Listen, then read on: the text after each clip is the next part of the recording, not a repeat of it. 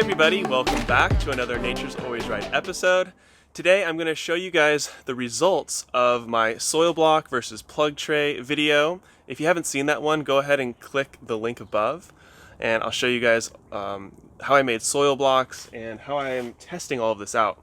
So what we have here are three different types of trays. So we have right here are soil blocks that are in a mesh bottom tray. So that's the correct way to do soil blocks so that the air pruning is really good. These are soil blocks in a solid bottom tray, just a 10-20. These are the Winstrip trays, which mimic air pruning but in a plug tray situation. So these are all open on the bottom and they have slits on the insides of these trays. I did a Winstrip tray in a 10-20 so that the bottoms couldn't really air prune, which had an interesting result. And then I have just your standard plug tray, and I have it sitting in a 10-20 because these plug trays are so flimsy they need support. So if you haven't seen my other video about how to make soil blocks, this is a soil blocker, and the whole purpose of that tool is to create soil blocks like this. And what happens is the roots are air pruned really well, making a much healthier plant that has less transplant shock and a better root structure overall. Then of course you have your standard plug tray, which only has a hole on the very bottom. So these roots will tend to spiralize more inside of the tray, especially if you're leaving them in there for a long period of time. If you transplant them quickly, that doesn't happen as much. And then these are the Winstrip trays from Never Sink Farm, and these mimic the soil blocks. So they have these little slits so that when the roots try to go round and round, they hit air, causing more smaller capillary roots to be created rather than long spiraled roots. Okay, so now let's go ahead and check out the results. Let's see which ones you guys think are healthier, and I'm going to let you know which ones I think are healthier as well, but the video is going to speak for itself. Okay, so first I'm going to show you what the plants look like, and then we're going to pull out each type of plant and look at the roots individually. So here are the soil blocks in the mesh trays.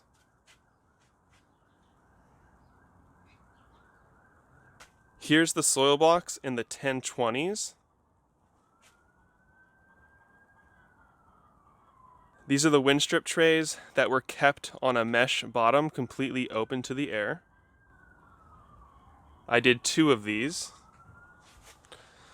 and they look pretty similar to me. This is a Winstrip tray with a 10-20 bottom tray so that the roots on the bottom were allowed to spiralize. And then this is your standard plug tray with a 10-20 bottom. Okay, so as you guys can tell, they all look pretty darn healthy. And there's a little bit of differences, I guess, between some of them. So let's take a closer look at that. But all of these will transplant really well. They'll all turn into healthy plants. So I just want to emphasize that no matter how you're starting your seeds, these will all turn into healthy plants, but there may be a slight edge between some of them. And at the end of this video, I'm gonna plant these, and then the next video I make will be a comparison of how they grew throughout the season. Now, it is a little tricky when you're dealing with plants and trying to test out nature in any sort of scientific way because there's so many variables. It's hard to keep it a super controlled situation. So, all of these were receiving basically the same amount of light. They had the same soil mix. I planted the same amount of seeds in each row. So I did the best I could to control as many variables as I could, but because we're dealing with nature, you can't perfectly control it all. So take all of these results with a grain of salt. Okay, so let's just do a little bit of comparison, guys. So let's check out the soil blocks. To me, these look like they're the biggest. So if you look at the kale here, and you compare that to the Winstrip size, and there's the Winstrips. They got bigger when they were in the 10-20 tray, it looks like. Now look at the kale in the plug trays. Almost as big as the soil blocks, slightly smaller. And a part of that reason could be not just because of the air pruning, but because in the soil blocks, this is a 2-inch by 2-inch block. So it's a lot more room for the plant to develop. Also, I'm noticing the yellowing on the cotyledon leaves. It's a little bit greener, and you're noticing the cotyledons turning yellow, and the plants will actually start turning a little bit yellow because they want to be potted up. They want to get into a bigger area, and that's typically what will happen if the plant is left too long in a tray or a pot. You know, you're seeing these are squash. I tried some squash seeds in the Winstrip. That's why they're starting to yellow right now, because they need to get to a bigger size. So that's an interesting thing to note. The lettuce is obviously bigger in the soil blocks. Here's the Winstrips. I'd say the plug trays were the biggest. Now the plug tray cell size is bigger than the Winstrip size. So that may be the reason why we're noticing bigger sizes in the plug tray versus the Winstrip, and that's why the soil blocks have a little bit bigger sized plants, I believe. Now let's just judge the health now. So I'm judging health by the green color, the size, the amount of true leaves. That looks pretty similar throughout, I'd say. On some of the Winstrip items here, like the dill and these tomatoes in the back, they look really healthy, I think. The basil looks excellent. The health of the plug trays, they look a little bit more yellowed to me than the other trays. But overall, I'd say it's pretty darn similar throughout. To me though, I do see a little bit better health in the soil blocks and the Winstrip trays, no matter which bottom tray we're using. And at the end of the video, I'm gonna put a little clip together of all the different plants so you can see the differences. But I'm just gonna show you some in depth right now and kind of talk about them. Okay, let's compare the soil blocks, the mesh bottom tray versus the 1020 tray. Now on the 1020, the air pruning on the bottom won't be as good, right? So let's kind of see what the bottom of this tray looks like. It may be hard to see this on the camera, but I can see some roots, but then they stop. They're not able to go beyond that. They just go to the bottom, they hit the air, and they're done. And I do a lot of my soil blocks in just 1020s just because they're easier to deal with, and I don't really have a lot of the mesh trays. So I've got my healthiest looking soil blocks here. Okay, and I chose that front row. So I'm already noticing a pretty big difference actually. So these are the ones in the mesh tray, these are the ones in the 1020 tray. And let's just take one apart. So look at those roots. Looks excellent. Now let's check out the healthiest one on here. And also great roots. It does look like there's maybe a little bit more on the mesh one. Let's take a look at the bottoms.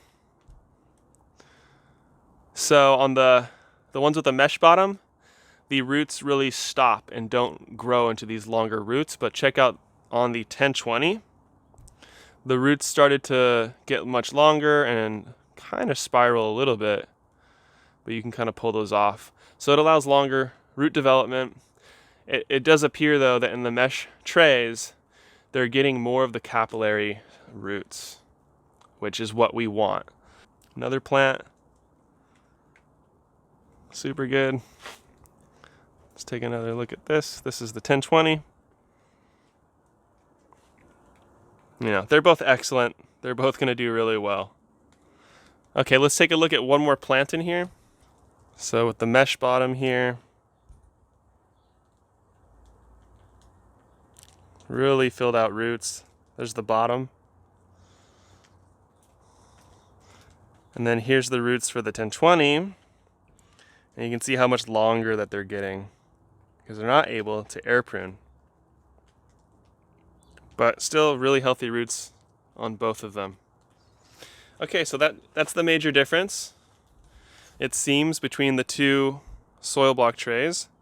So if you want the better air pruning effect, it's obviously happening better in the mesh trays. So if you don't have any trays already and you want to do soil blocks, I highly recommend getting the mesh ones.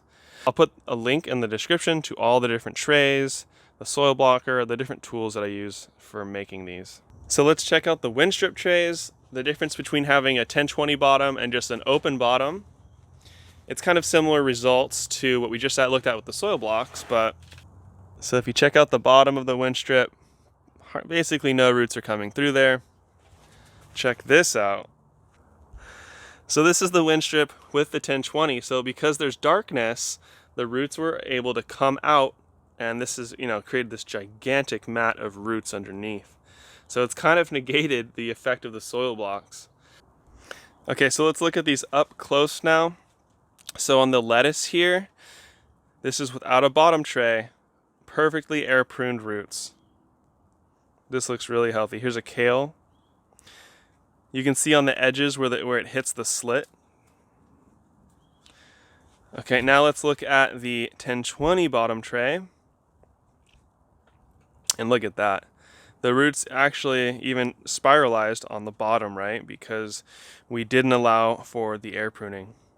So the roots on this are definitely thicker. They're definitely longer. And they spiralized at the bottom. And breaking those roots like we did, it will probably shock the transplant a little bit. So it'll be interesting to see the results once we go plant these in the ground and see what responds better to the planting. So very interesting to see that. Okay, so now we have the plug trays, and this is a great example of the spiralizing of plug trays. So here at the bottom you can see how they just wrap round and round and round, and these roots are really long, and they kind of just go up and down.